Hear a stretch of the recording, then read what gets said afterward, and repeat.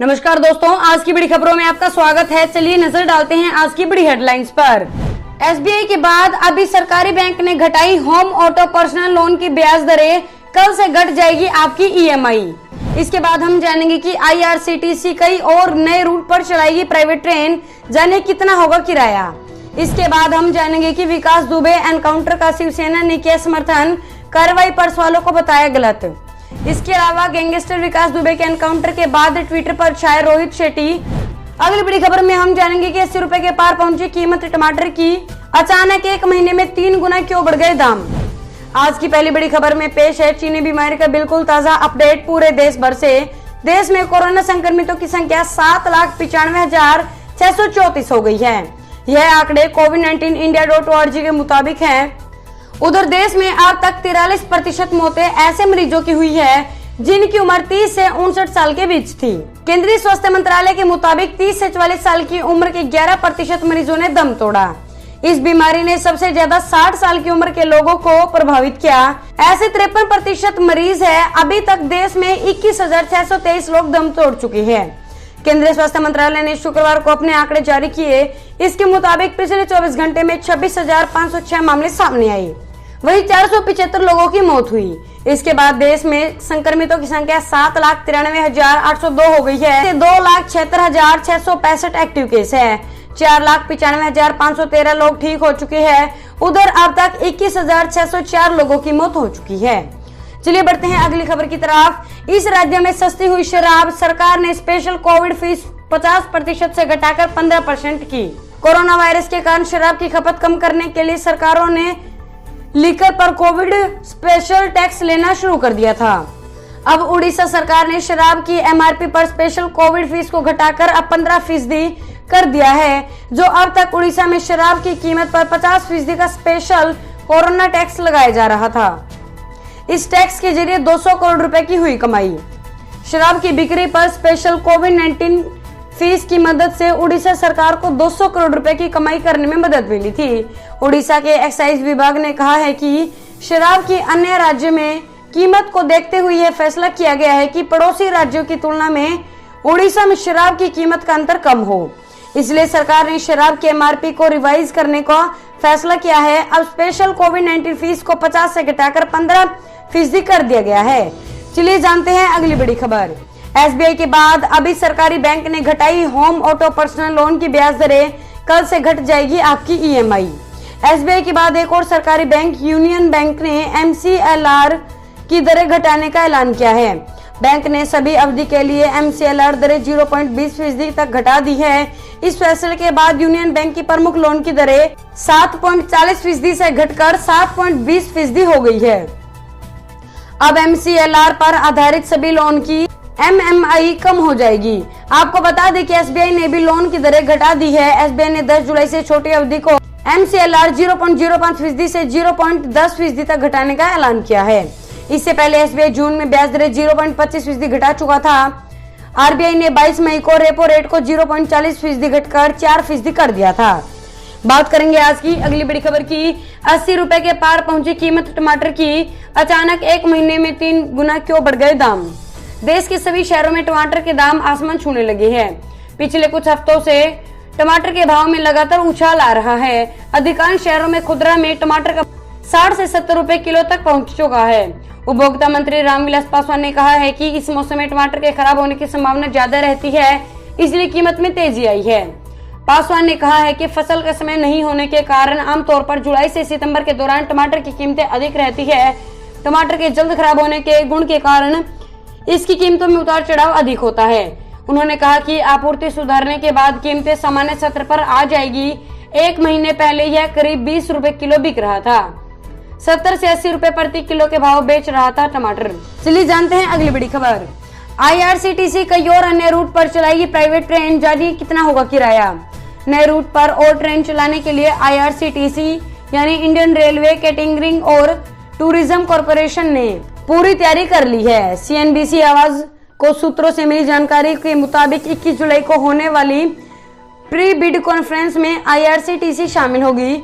माना जा रहा है कि आईआरसीटीसी को प्राइवेट ट्रेन चलाने का अनुभव है, इसलिए उसे आसानी से नए रूट पर ट्रेन चलाने की अनुमति मिल सकती है। आपको बता दें कि रेलवे को अप्रैल 2023 से करीब 151 नई निजी रेलगाड़ियां शुरू होने की उम्मीद है। रेलवे की पूरी कोशिश है कि 3 साल के भीतर इन ट्रेनों को पूरी तरह से शुरू किया जा सके। इसके लिए स्पेशल मैकेनिज्म तैयार किया जा रहा है। बात करेंगे आज की अगली बड़ी खबर की। पीएनबी ने आरबीआई को दी एक और 3688.58 करोड़ रुपए के फ्रॉड मामले की जानकारी। अब क्या होगा ग्राहकों का। पीएनबी ने गुरुवार को कहा कि उसने दीवान हाउसिंग फाइनेंस लिमिटेड के एनपीए खाते में 3688.58 करोड़ रुपए की धोखाधड़ी के बारे में जानकारी आरबीआई को दी है। इससे पहले साल 2018 में बिजनेसमैन नीरव मोदी ने पीएनबी के साथ 15,000 करोड़ रुपए का फ्रॉड किया था।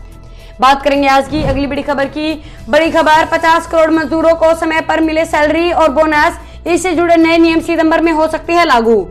केंद्र सरकार मजदूरी से जुड़े नए नियम लाने जा रही है। न्यूज एजेंसी पीटीआई से मिली जानकारी के मुताबिक 2019 को लागू किया जा सकता है। मजदूर संहिता में न्यूनतम वेतन और सभी कर्मचारियों के लिए समय पर भुगतान का प्रावधान शामिल है, चाहे वह किसी भी सेक्टर और वेतन की सीमा में आते हो। इसका मकसद वेतन में देरी से जुड़ी समस्याओं को सुलझाना है। इसे यह भी सुनिश्चित किया जाएगा कि पुरुष, महिला और ट्रांसजेंडर को वेतन मिलने में कोई भेदभाव नहीं हो। जारी किए ड्राफ्ट नियमों को आधिकारिक गैजेट में रखा है। यह सार्वजनिक फीडबैक के लिए 45 दिन तक खुला रहेगा और फिर कोई समस्या नहीं होने पर इसे लागू कर दिया जाएगा। चलिए जानते हैं अगली बड़ी खबर। चीन के खिलाफ अमेरिका ने पहली बार उठाया ऐसा कदम और बढ़ेगा तनाव। अमेरिका ने गुरुवार को चीन के खिलाफ एक और बड़ी कार्रवाई की है। अमेरिका ने चीन में विगर मुस्लिमों को मानवाधिकार उल्लंघन को लेकर शीर्ष चीन अधिकारियों पर प्रतिबंध लागू कर दिए हैं। इस कदम के बाद अमेरिका और चीन के बीच तनाव बढ़ना तय है। अमेरिका ने शिनजियांग प्रांत में कम्युनिस्ट पार्टी के सचिन चेन कुआंगो को ब्लैकलिस्ट कर दिया है। चेन चीन के ताकतवर पोलित ब्यूरो के सदस्य भी है। उनके अलावा 3 और अन्य चीनी अधिकारियों पर भी प्रतिबंध लगाया गया है। हांगकांग और कोरोना महामारी को लेकर अमेरिका और चीन के बीच बढ़ती तकरार को देखते हुए इस कार्रवाई की संभावना काफी पहले ही नजर आ रही थी। अमेरिका के एक वरिष्ठ अधिकारी ने संवाददाताओं को इस फैसले की जानकारी देते हुए कहा कि अमेरिका की ओर से पहली बार चीन के इतनी बड़ी रैंक के अधिकारी पर प्रतिबंध लगाया गया है। उन्होंने कहा, ब्लैकलिस्ट करना कोई मजाक नहीं है। इससे न केवल एक संदेश जाता है बल्कि उस शख्स की दुनिया भर में मूवमेंट करने और बिजनेस करने की आजादी खत्म हो जाती है। चलिए जानते हैं अगली बड़ी खबर। रक्षा मंत्रालय ने 13 लाख जवानों से कहा, डेली हंट, फेसबुक, इंस्टाग्राम और टिकटॉक जैसे ऐप्स डिलीट करे। 15 जुलाई तक मोहलत दी। भारतीय सेना के 13 लाख जवानों और अधिकारियों को अपने फोन से daily Hunt news app, Facebook, Instagram, TikTok, zoom और पबजी सहित 79 ऐप 15 जुलाई तक हटाने का कहा गया है। रक्षा मंत्रालय के सूत्रों का कहना है कि इन ऐप के जरिए देश की संवेदनशील सूचनाएं लीक हो रही है। देश की सुरक्षा के लिए इन ऐप्स को खतरा मानते हुए सेना ने कहा है कि जो भी इन आदेशों का पालन नहीं करेगा उनके खिलाफ सख्त कार्रवाई होगी। 59 चीनी ऐप भी शामिल, जिन्हें हाल ही भारत सरकार ने प्रतिबंध किया है। जवानों को किया जा रहा है ऑनलाइन टारगेट।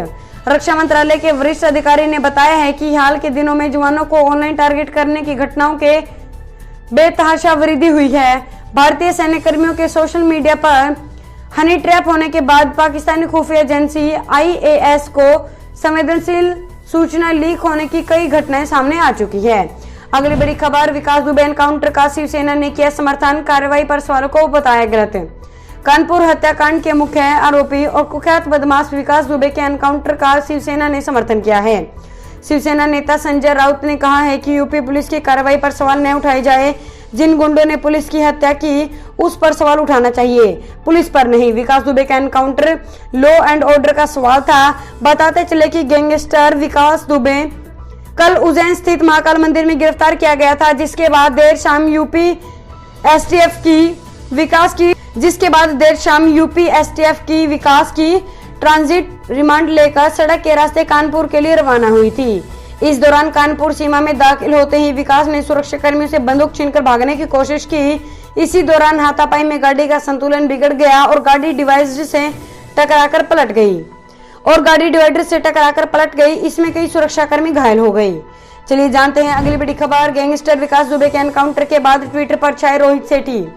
एसटीएफ अधिकारियों के साथ शुक्रवार सुबह कथित मुठभेड़ में गंभीर रूप से घायल होने के बाद गैंगस्टर विकास दुबे ने दम तोड़ दिया। कथित तौर पर एक सड़क दुर्घटना के दौरान जब उसका वाहन पलट गया तो उसने भागने की कोशिश की। इसी दौरान वह मारा गया।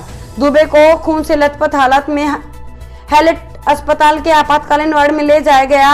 एसएसपी कानपुर दिनेश कुमार ने कहा कि डॉक्टरों ने विकास दुबे की मौत की पुष्टि की है। वहीं गैंगस्टर विकास दुबे के एनकाउंटर के बाद ट्विटर पर film director Rohit Shetty top trend करने लगी है। दरअसल विकास दुबे के एनकाउंटर के बाद लोग ट्विटर पर रोहित शेट्टी को लेकर लगातार ट्वीट कर रहे हैं। एक यूजर ने ट्वीट करते हुए लिखा, यूपी पुलिस ने रोहित शेट्टी को फिल्मों से बहुत प्रेरणा मिली। तो वहीं अन्य यूजर ने ट्वीट करते हुए लिखा, रोहित शेट्टी और पुलिस फोर्स जिंदाबाद। इसके अलावा एक यूजर ने सिर्फ सिंघम लिखकर न्यूज एजेंसी ANI के एक ट्वीट को रीट्वीट किया है। बता दें, रोहित शेट्टी पिछले कुछ सालों से पुलिस वालों पर बेस्ट कई फिल्में बना चुके हैं। बात करेंगे आज की अगली बड़ी खबर की। पीएम मोदी ने किया एशिया के सबसे बड़े सोलर पावर प्रोजेक्ट का उद्घाटन। दिल्ली मेट्रो को भी मिलेगी बिजली। प्रधानमंत्री नरेंद्र मोदी ने आज वीडियो कॉन्फ्रेंसिंग के जरिए मध्य प्रदेश के रीवा में स्थित 750 मेगावाट की सोलर परियोजना राष्ट्र को समर्पित की है। यह एशिया का सबसे बड़ा सोलर पावर प्रोजेक्ट हो। कार्यक्रम में मध्य प्रदेश के मुख्यमंत्री शिवराज सिंह चौहान और कई केंद्रीय मंत्रियों ने हिस्सा लिया। दिल्ली मेट्रो को भी इस परियोजना से बिजली मिलेगी। कुल उत्पादन की करीब 24% बिजली दिल्ली मेट्रो को दी जाएगी। दोस्तों, इस वीडियो को लेकर आपका क्या कहना है हमें कमेंट करके जरूर बताएं। वीडियो को लाइक करें और चैनल को सब्सक्राइब करके घंटी के बटन को दबाएं। साथ ही साथ अपने दोस्तों के साथ इस वीडियो को ज्यादा से ज्यादा शेयर करें। धन्यवाद।